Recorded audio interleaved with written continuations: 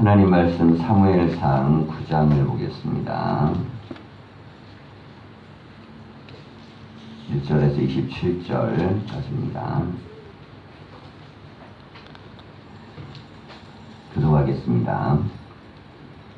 베냐민 지파의 기스라 이름하는 유력한 사람이 있으니 이는 아비엘의 아들이요 수롤의 손자요 베고라스의 증손이요 아비야의 현손이며 베냐민 사람이더라. 기스에게 아들이 있으니 그의 이름은 사울이요 준수한 소년이라. 이스라엘 자손 중에 그보다 더 준수한 자가 없고 키는 모든 백성보다 어깨 위만큼 더 컸더라. 사울의 아버지 기스가 암나기를 잃고 그의 아들 사울에게 이르되 너는 일어나 한 사환을 데리고 가서 암나기들을 찾으라 하매 그가 에브라임 산지와 살리사 땅으로 두루 다녀보았으나 찾지 못하고 사할림 땅으로 두루 다녀보았으나 그곳은 없었고 베냐민 사람의 땅으로 두루 다녀보았으나 찾지 못하니라. 그들이 숲 땅에 이를 때에 사울이 함께 가던 사환에게 이르되 돌아가자. 내 아버지께서 암나기 생각은 고사하고 우리를 위하여 걱정하실까 두려워하노라 하니 그가 대답하되 보소서 이 성읍에 하나님의 사람이 있는데 존경을 받는 사람이라. 그가 말하는 것은 반드시 다 응하나니 그리로 가사이다. 그가 혹 우리가 갈 길을 가르쳐 줄까 하나이다 하는지라. 사울이 그의 사환에게 이르되 우리가 가면 그 사람에게 무엇을 드리겠느냐. 우리 주머니에 먹을 것이 다하였으니 하나님의 사람에게 드릴 예물이 없도다. 무엇이 있느냐 하니 사원이 사울에게 다시 대답하여 이르되 보소서 내 손에 은 한 세겔의 4분의 1이 있으니 하나님의 사람에게 드려 우리 길을 가르쳐 달라 하겠나이다 하더라. 옛적 이스라엘의 사람이 하나님께 가서 물으려 하면 말하기를 선견자에게로 가자 하였으니 지금 선지자라 하는 자를 옛적에는 선견자라 일컬었더라. 사울이 그의 사원에게 이르되 내 말이 옳다 가자 하고 그들이 하나님의 사람이 있는 성읍으로 가니라. 그들이 성읍을 향한 비탈길로 올라가다가 물 기르러 나오는 소녀들을 만나 그들에게 묻되 선견자가 여기 있느냐 하니 그들이 대답하여 이르되 있나이다. 보소서 그가 당신보다 앞서갔으니 빨리 가소서. 백성이 오늘 산당에서 제사를 드리므로 그가 오늘 성읍에 들어오셨나이다. 당신들이 성읍으로 들어가면 그가 먹으러 산당에 올라가기 전에 곧 만나리이다. 그가 오기 전에는 백성이 먹지 아니하나니 이는 그가 재물을 축사한 후에야 청함을 받은 자가 먹음이니이다. 그러므로 지금 올라가소서 곧 그를 만나리이라 하는지라. 그들이 성읍으로 올라가서 그리로 들어갈 때에 사무엘이 마침 산당으로 올라가려고 마주 나오더라. 사울이 오기 전날에 여호와께서 사무엘에게 알게 하려 이르시되 내일 이맘때에 내가 베냐민 땅에서 한 사람을 내게로 보내리니 너는 그에게 기름을 부어 내 백성 이스라엘의 지도자로 삼으라. 그가 내 백성을 블레셋 사람들의 손에서 구원하리라. 내 백성의 부르심이 내게 상달되었으므로 내가 그들을 돌보았노라 하셨더니 사무엘이 사울을 볼 때 여호와께서 그에게 이르시되 보라 이는 내가 네게 말한 사람이니 이가 내 백성을 다스리리라 하시니라. 사울이 성문한 사무엘에게 나아가 이르되 선견자의 집이 어디인지 청하건대 내게 가르치소서 하니 사무엘이 사울에게 대답하여 이르되 내가 선견자니라. 너는 내 앞에 산당으로 올라가라. 너희가 오늘 나와 함께 먹을 것이요 아침에는 내가 너를 보내되 내 마음에 있는 것을 다 내게 말하리라. 사흘 전에 이른 내 암나기들을 염려하지 말라. 찾았느니라. 온 이스라엘이 사모하는 자가 누구냐. 너와 내 아버지의 온 집이 아니냐 하는지라.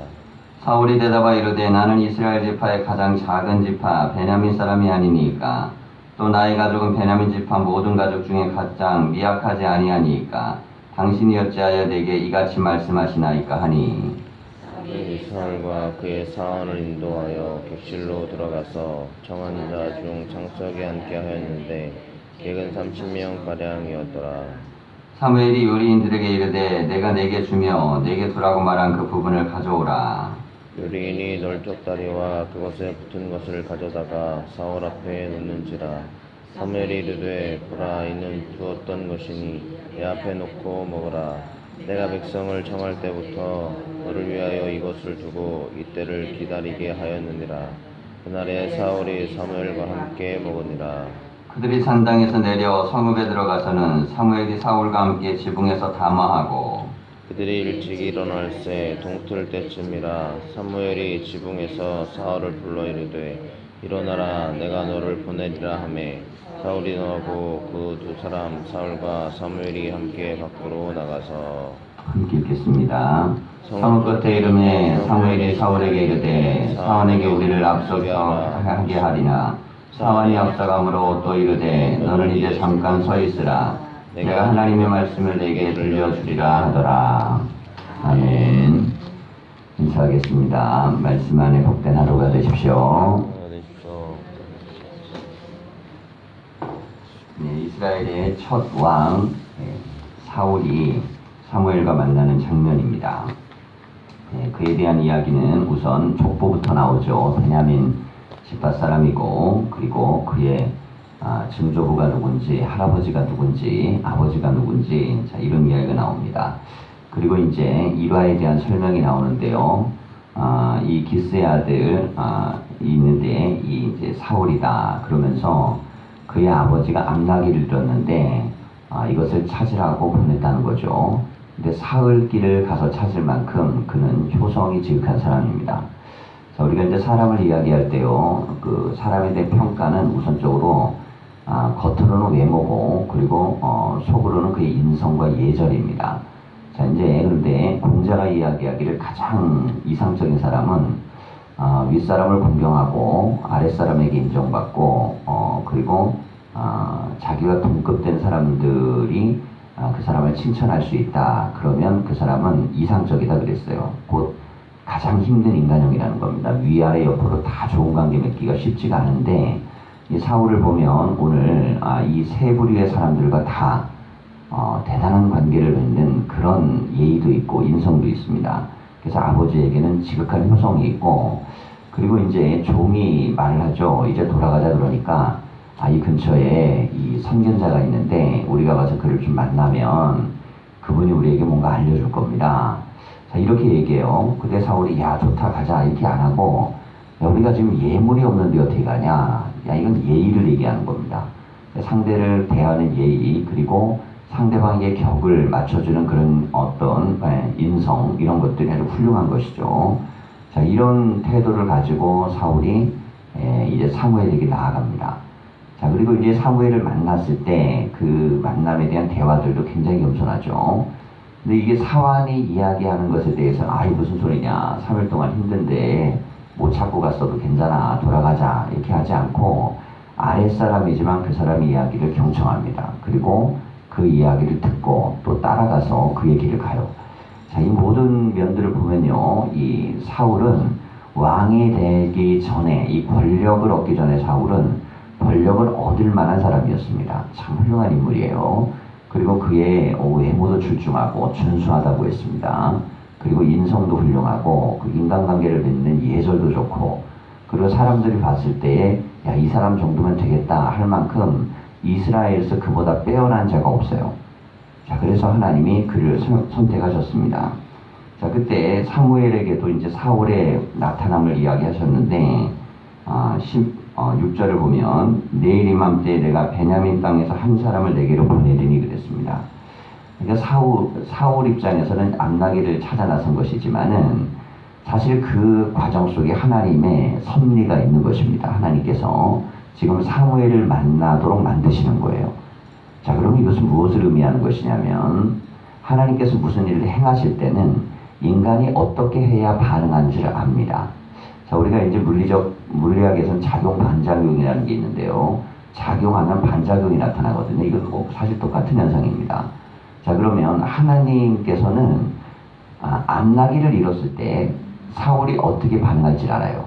그때 아버지가 어떻게 반응할지, 사울이 어떻게 반응할지.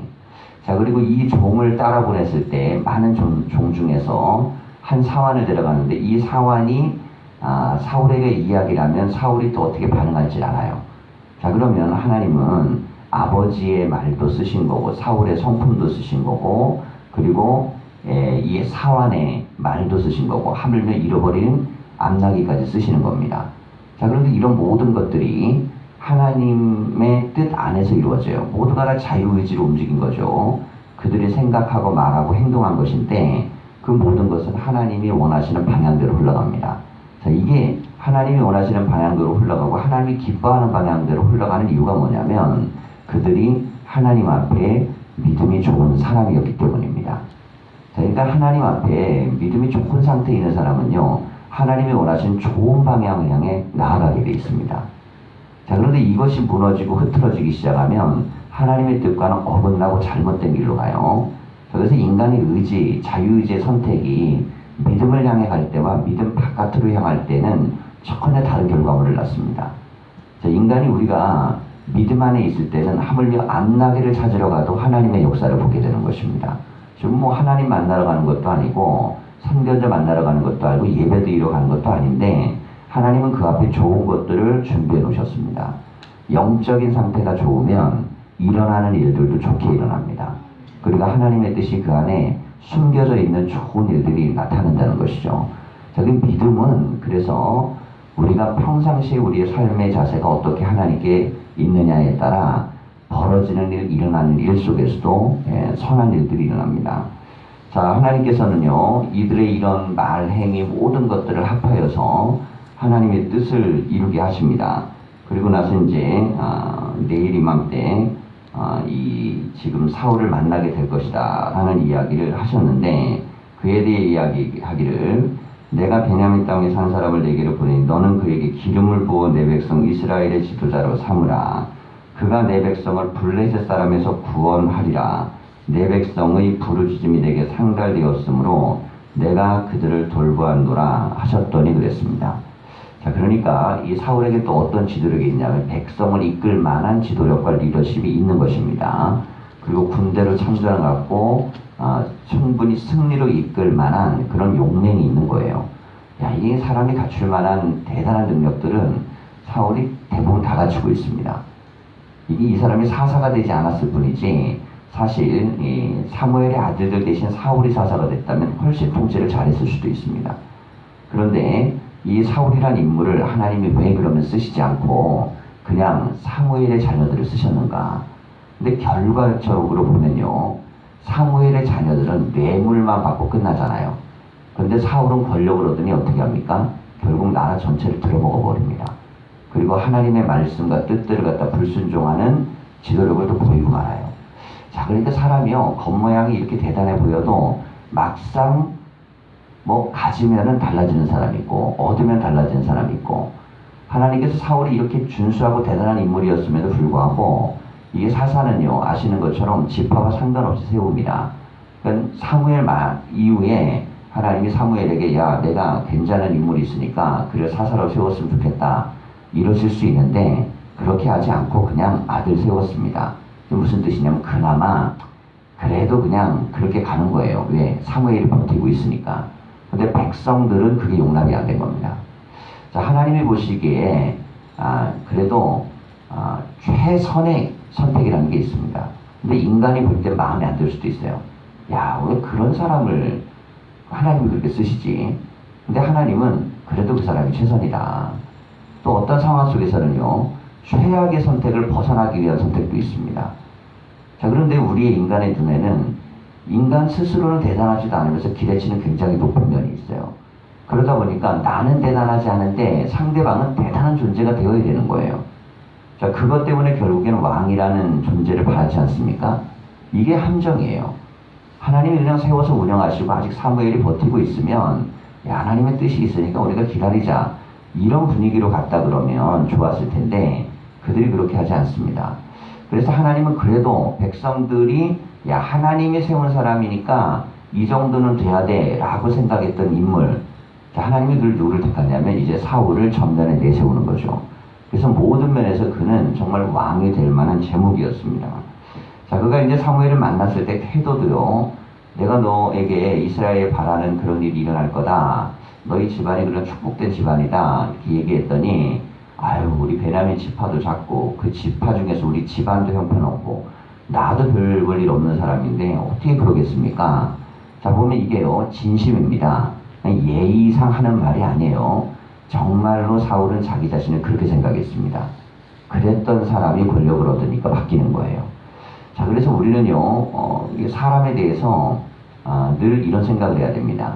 사람은 얼마든지 변할 수 있는데 좋게 변할 수도 있고 나쁘게 변할 수도 있습니다. 아담과 하와는 태초에 만들어졌을 때 완벽하게 만들어졌어요. 외모적으로도 완벽하죠. 그리고 성품적으로도 완벽하죠. 그리고 모든 능력에서도 완벽합니다. 정말 흠 하나 죄 하나 없는 인간을 만드셨는데 결국에 어떻게 됩니까? 변화될 때 나쁜 쪽으로 가죠. 네. 자, 그런데 여러분, 죄인된 사람들이요, 변화돼서 또 놀랍게 은혜의 사람으로 바뀌는 경우들도 성경에 많이 나옵니다. 별 볼 일 없는 베드로는 위대한 사도가 되죠. 살인자였고 그리고 핍박자였던 사울은 생명을 걸고 복음을 전한 증거자가 됩니다. 그러니까 하나님 앞에 어떻게 반응하느냐, 이 반응점이 중요합니다. 이 반응점에 따라 어떤 사람은 갈수록 좋아지는 사람이 있고 갈수록 나빠지는 사람이 있어요. 자, 그럼 그 원인이 어디에 있느냐? 중심, 마음에 있다고 보는 겁니다. 바울은 인간을 어떻게 살필 수 있을까? 인간은 그 마음에 있다. 이 마음이 욕심이 있으면 욕심이 어떻게 됩니까? 죄를 낳고 죄가 사망에 이르게 하는 것입니다. 우리가 뭘 다스려낼 수 있어야 되냐면 욕심을 다스려내야 되는데 이 욕심을 하나님의 뜻 안에서 하나님이 원하시는 그런 에너지로 바꿔내야 됩니다. 그걸 성경에서 뭐라고 이걸 소망이라 그래요. 그러니까 내가 내 것을 이루기 위해서 가기 시작하면 하나님도 그냥 나를 위한 목적을 이루기 위한 수단에 불과해집니다.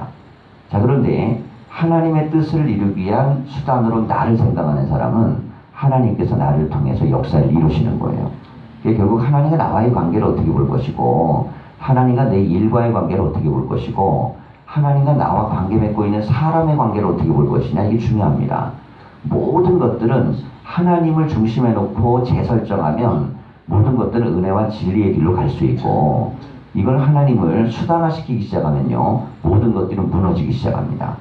사울은 왕이 되기 전까지는 하나님을 정말 경배와 예배의 대상, 높임의 대상, 자기는 참 부족한 사람으로 생각을 했는데 왕이 된 순간부터 하나님을 자기를 위한 도구화시킵니다.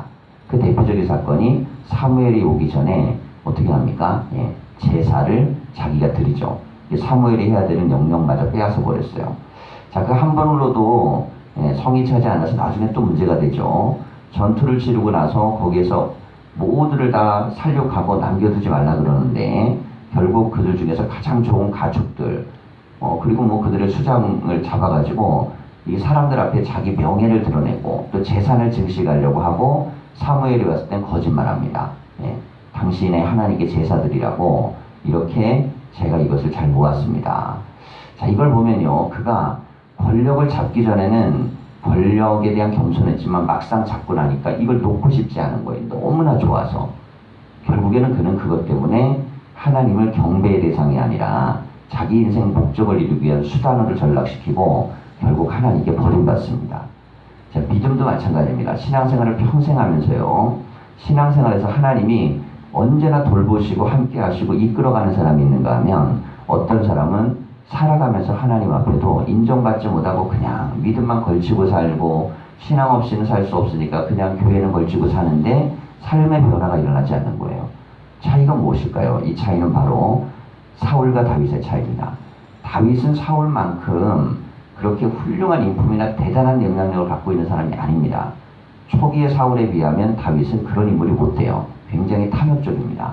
그래가지고 사실은 우리가 이제 골리앗 넘어뜨린 사건이 대단한 사건이지만 그때 왕 앞에 뭐라 그럽니까? 사람들 앞에 다니면서 야, 이 블레셋 장수를 무너뜨리면 왕이 나에게 뭘 해준다고 하냐? 뭐 속에 있는 욕심을 막 드러냅니다. 근데 사울은 왕의 자리를 준다 그래도 처음엔 거절해요. 그런데 왜 도대체 인성이나 성품의 면에선 다윗이 훨씬 더 사울만큼 못 되는데 갈수록 그는 잘 되고 그의 지방과 모든 것들은 왕성해지는가? 그 이유는 그는 하나님을 어떻게 대해야 될지만큼은 절대 실패하지 않습니다.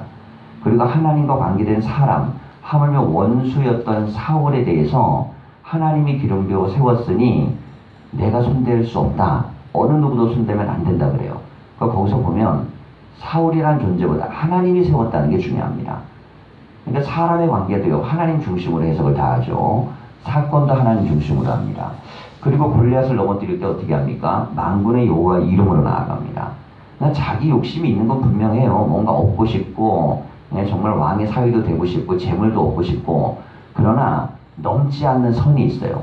이게 무엇이냐면 하나님에 대한 자리, 하나님에 대한 높임, 하나님에 대한 이 믿음에 대한 것들은 다윗은 넘지 않습니다. 근데 사울은 인성적으로도 훌륭하고 대단하게 출발하지만 결국 넘지 말아야 될 선을 넘어버려요. 자, 믿음은요, 이 선만 넘지 않으면 하나님이 다 우리의 길 가운데 함께 하십니다. 그래서 넘지 말아야 될 선, 그것은 하나님에 대해서 그것을 수단화시키면 안 됩니다. 그러면 그건 우상이 되는 거예요. 그리고 그것이 우리로 하여금 하나님의 축복을 무너뜨린 요인이 됩니다. 그래서 내 목적을 이루기 위해서 하나님을 따르는 게 아니고 하나님의 뜻을 따르기 위해서 내 삶을 사는 사람, 그 사람은 하나님께서 그 삶을 이끄시고 인도하십니다. 자, 그러니까 내 삶의 자리를 잘 보셔야 돼. 내 직업이든 내 자녀든 혹은 내가 하고 있는 일이든 나는 이걸 왜 하고 있는가? 하나님의 영광을 위해. 자, 이게 이제 신앙 고백에서 가장 중요한 신앙 고백인데요. 장로교인들이 갖고 있는 신앙 고백 첫 번째, 우리가 하나님은 우리를 왜 창조하셨는가? 자, 이걸 배울 때 첫 번째 이렇게 가야 됩니다. 하나님께 영광을 돌리라고. 굉장히 단순한 말이지만 이 첫 번째 원리가 무너지는 순간 우리는 창조의 원리가 무너지는 것입니다. 그러니까 하나님에게 돌려야 될 영광이 사라져버리고 그것을 인간이 갖거나 혹은 그런 것이 내 목적을 이루기 위해 무너지면 넘어진다는 거죠. 자, 우리가 이제 앞으로 이제 사울의 이 면면, 좋은 면들을 한동안은 보게 될 터인데, 우리 모두도 신앙 안에서 다 그런 가능성이 있기 때문에 하나님이 은혜를 주십니다. 그러면 신앙 안에서 우리가 하나님을 어떻게 대하고 내 것을 어떻게 유지하는가, 자, 이것들을 늘 우리가 생각하고 믿음 안에 설 수 있기를 간절히 축원합니다. 기도하겠습니다.